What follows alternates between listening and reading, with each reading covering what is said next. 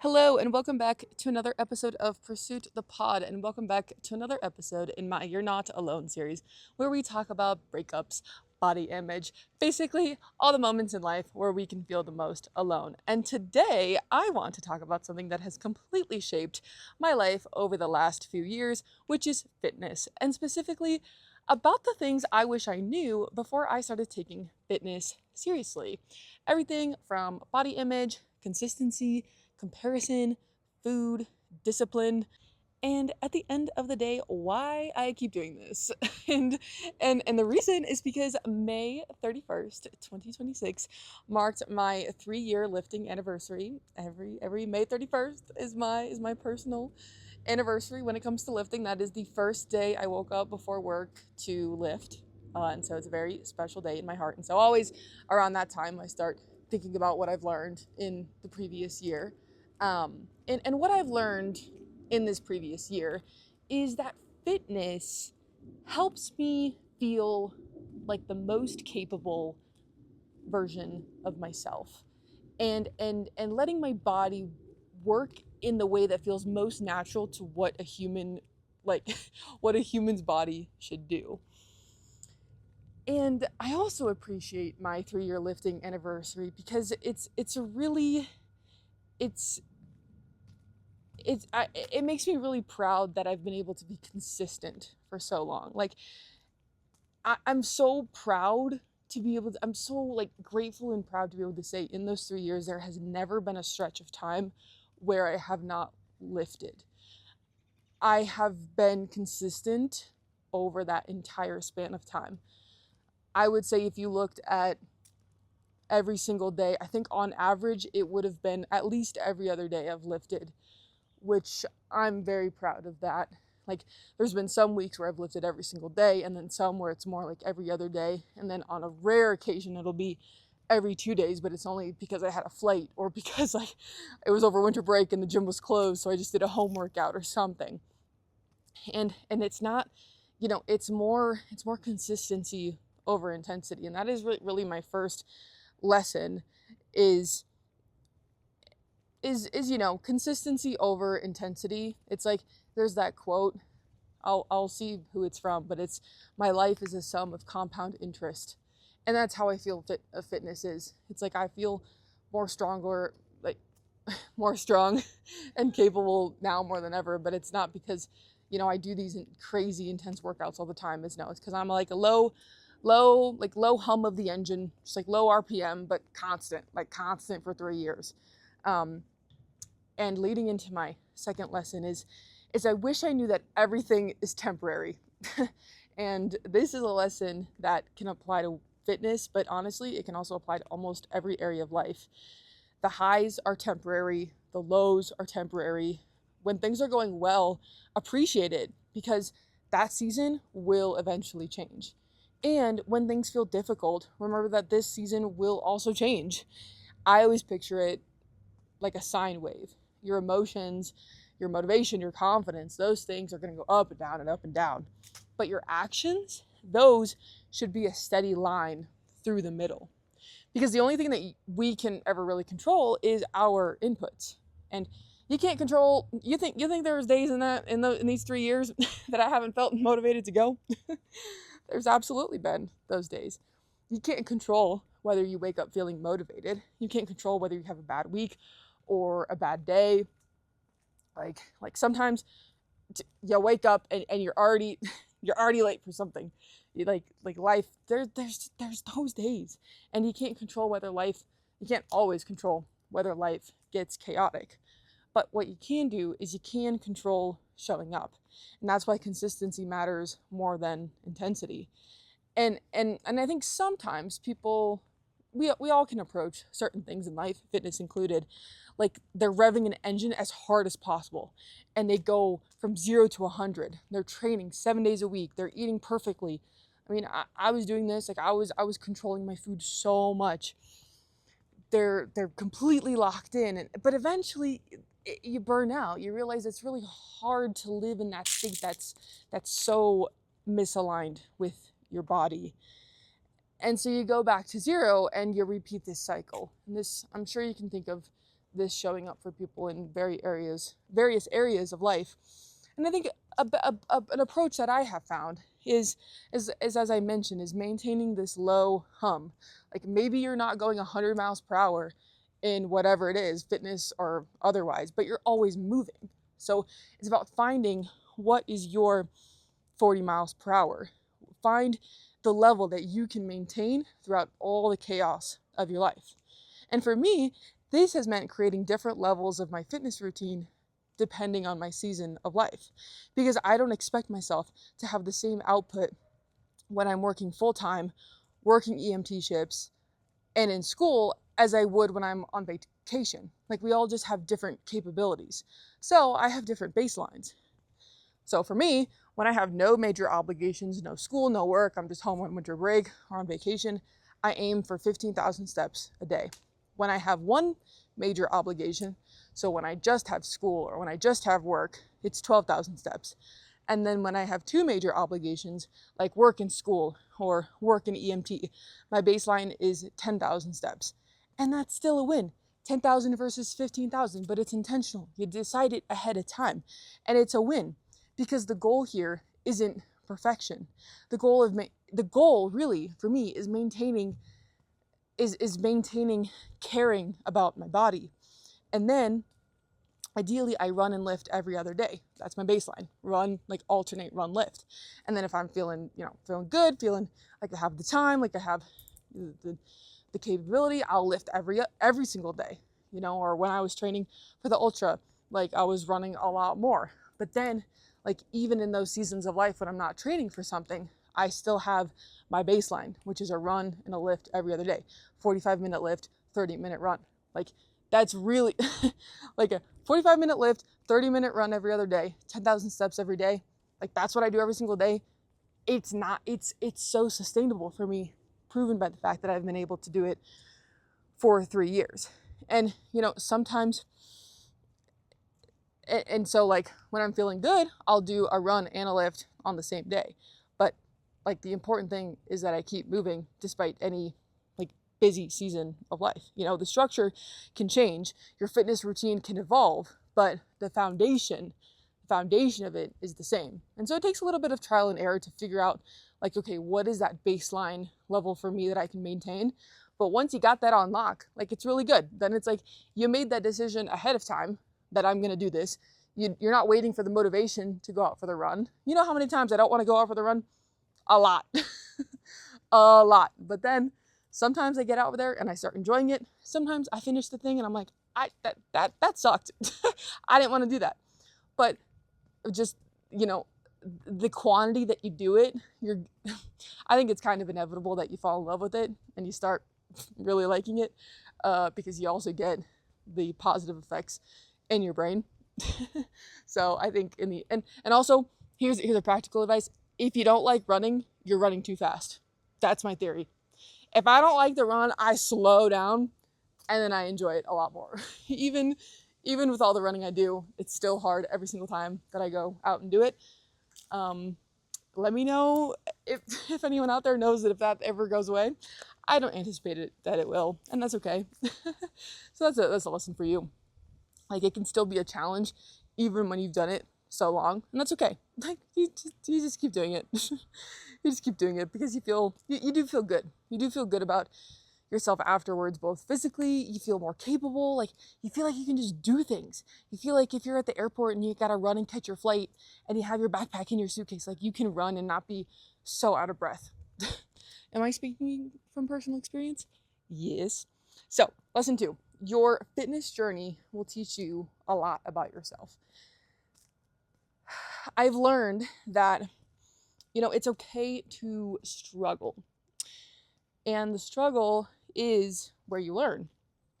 And so, how I learned this is when I first started changing my diet 3 years ago, I saw results quickly. And because I saw, a change in my body that I really got attached to, I wanted to keep going and keep going and keep going. And I became very focused on controlling my food because I wanted to see how much control I had over changing my body. And that has been a really important lesson for me, because fitness can be a place where you learn discipline, but it also can become a place where you learn about your relationship with control. And I've also learned a big lesson about comparison.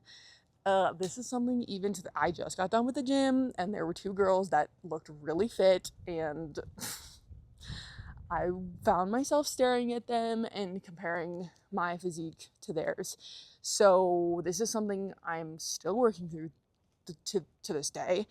Comparison is everywhere in fitness. You can see somebody's body online or in the gym, and you can see somebody who looks exactly like what you think you want to look like.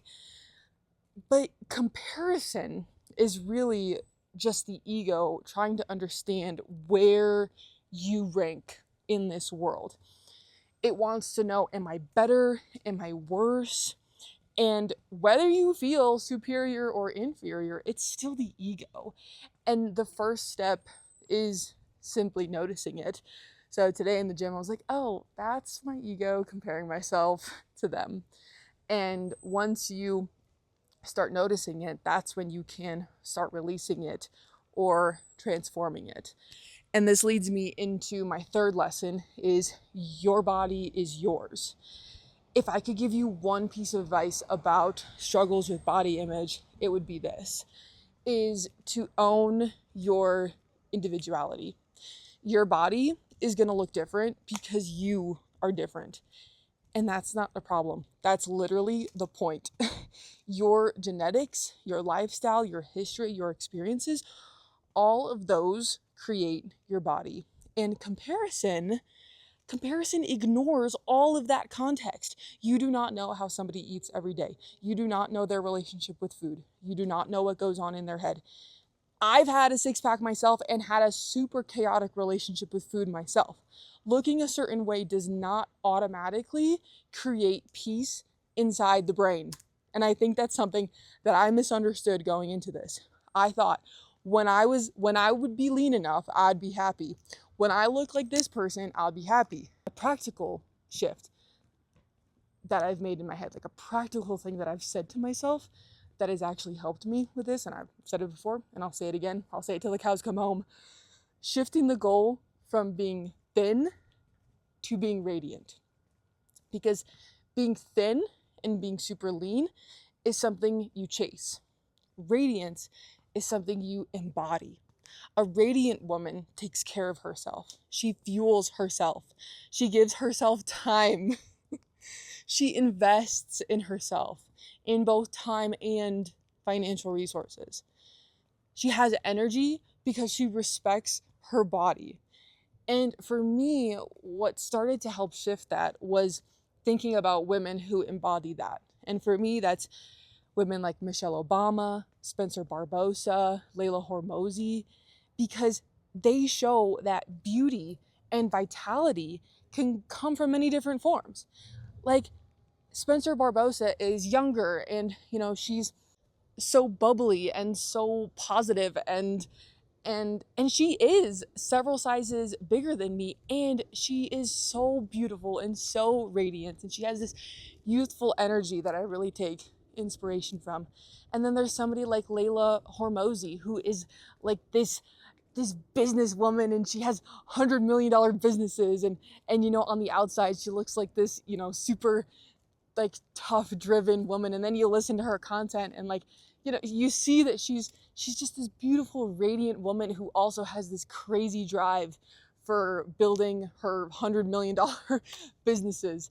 And then there's Margarita Nazarenko, who is a mom of two, and she's more like feminine energy, and she's Slavic like me, so I take a lot of inspiration from her, and like she's this strong, like feisty woman who is really embodied in her motherhood. And there's Michelle Obama, who's a lawyer and has done so much for the world for getting healthier meals for kids in schools, and they just all embody this radiance in their own way that I love to pick the parts, and like they all are such all different body types.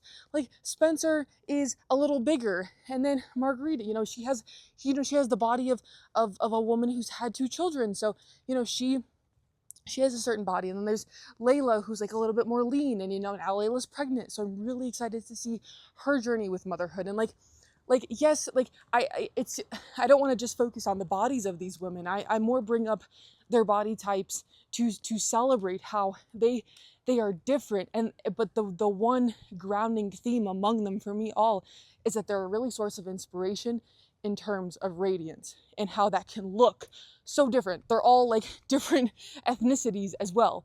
It's more of like the essence of what it is to be a woman rather than being like super skinny or super lean. And so this leads me into lesson 4 is the dog analogy. And okay, stick with me here, but so imagine a bunch of different dog breeds. There's German Shepherds, there's Greyhounds, there's Poodles, Bulldogs, Dachshunds, and they have completely different body structures. And if you look at a German Shepherd and you starved it until it looked like a Greyhound, you wouldn't create a Greyhound. You'd just create a starved, unhealthy German Shepherd. And same thing, if you took a Greyhound and you overfed it to try to make it look muscular like a German Shepherd, you wouldn't create a strong German Shepherd. You just create an unhealthy Greyhound. So humans are the same way. Like the goal is not to transform yourself into somebody else. The goal is to become the healthiest version of yourself. So this is lesson number 5. Health is the goal, not appearance. When you think about it, what are we really chasing? A lot of the time, underneath it all, we're really chasing acceptance. We want to be loved. We want to belong. And somewhere along the way, our brains got it twisted that looking a certain way is the path to acceptance. But health and beauty are not the same thing as being as small as possible. Health is having energy. Health is strength. Health is resilience, both your body being able to recover and your mind being able to recover. Health is feeling capable, and that is what fitness gives you, capability. So my final thoughts as I think about these lessons I've learned over the last 3 years, the biggest thing is this: stop chasing the body that you think you should have. And it's hard when you have seen yourself get really lean through a lot of, deliberate effort. It's hard to even compare yourself to that state. But what you can do is move in the way that humans are designed to move. Eat foods that nourish you. Food is about nourishment. Challenge yourself and respect your individuality. And understand that you can live at the extreme for a while. You can live at not eating a lot for a while and go through the mood swings and the being miserable and the being cold all the time. But maintaining that state forever is difficult, and it isn't really worth it. And when you eventually, if you start to eat more, it can feel scary because your body does change. That is where a lot of people can struggle. And something that has helped me is to remove triggers. It's like for me, sometimes it's not wearing the clothes that no longer fit me comfortably, because wearing something tight can make me start overthinking some things. So it's important to respect how your body is right now. Not the body you had, not the body you're chasing, the body you have today. And to own your individuality in that it's all about just becoming you. It's all about just becoming more of you. And you know what the funny thing about becoming more of you is? It's really just about coming back to yourself. So that's what I have for you on today's episode of Pursue the Pod. Thank you for joining me for another episode in that You're Not Alone series. I hope this helped. If wherever you are on your fitness journey, I've been high, I've been low, I've been in the middle. I'm there with you. And so with that, I will surely see you guys next week. Thank you so much for listening. Bye.